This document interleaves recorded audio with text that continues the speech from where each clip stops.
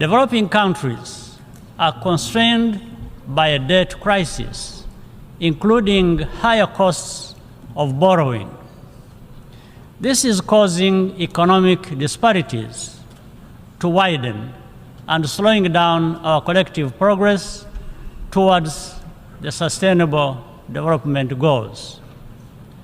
The primary cause of this crisis is high interest rates in developed economies in order to correct for years of quantitative easing.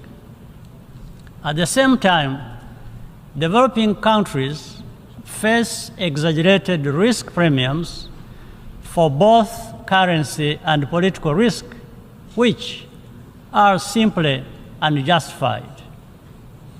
We need serious cooperation to address this.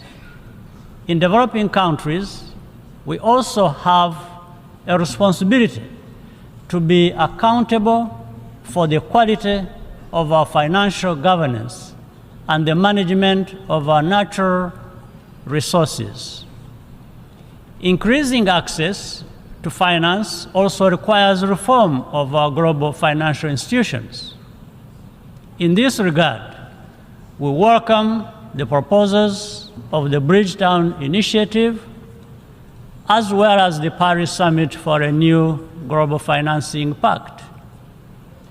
Rwanda also supports the second replenishment of the Green Climate Fund to create the fiscal space for vulnerable nations to tackle climate change. Africa and small island developing states, many of which are represented in the Commonwealth, want to work with partners and be part of the solution. That is an important outcome of the recent African Climate Summit held in Nairobi under the leadership of President William Ruto.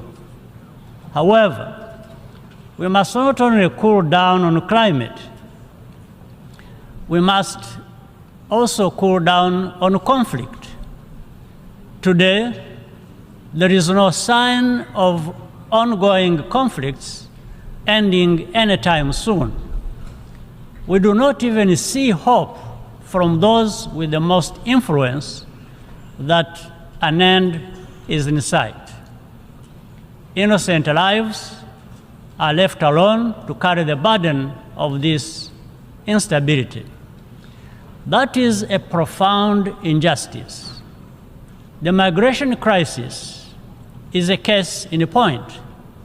Every year, migrants and refugees undertake dangerous journeys in search of a better future.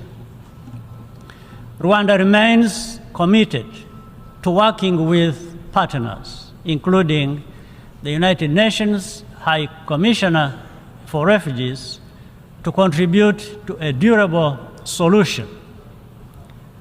This decision is informed by our experience and knowing firsthand the pain of losing everything and not having a place to call home. That is part of our promise to leave no one behind. We continue to need a more effective forum to manage global crises.